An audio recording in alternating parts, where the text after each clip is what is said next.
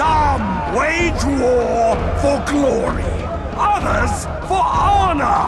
We wage war for pleasure, great pleasure.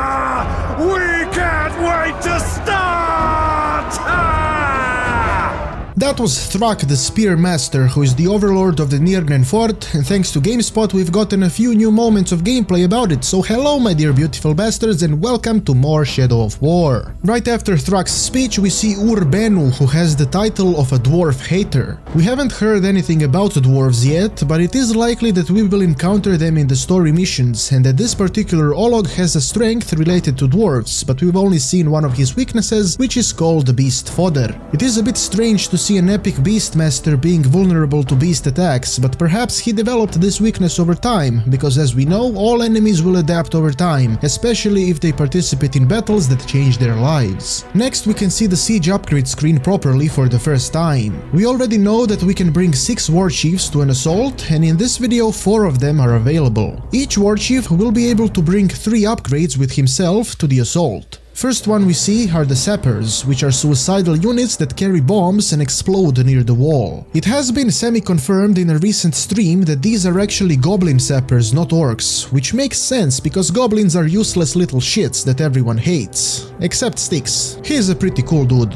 We can bring mounted cavalry, which are a group of Karagor riders, quite useful if any of the enemies have weaknesses towards beasts. Third upgrade that this warchief can bring is a group of Olog Highs, which are able to do damage to the fortress walls. Next one can bring a savage host, which is a group of axe-wielding savages that bring a shock value to the battlefield, which means that the enemies are more likely to flee from the battle. The defender host are a group of shield-bearing heavy infantry that help capture victory points faster, and the hunter host brings a group of hunters that have jagged spears that greatly damage the beasts. The next warchief brings siege beasts, fiery one being the first. We've already seen this one, it hurls boulders on fire towards the enemies. The second type is the poisonous siege beast, whose projectiles create toxic clouds. The third type wasn't revealed, but the developers mentioned cursed siege beasts in one of the live streams, so I assume the boulders curse the enemies to death or something. Firing boulders off the siege beast looks pretty awesome, and the destruction of the wall seems quite satisfying.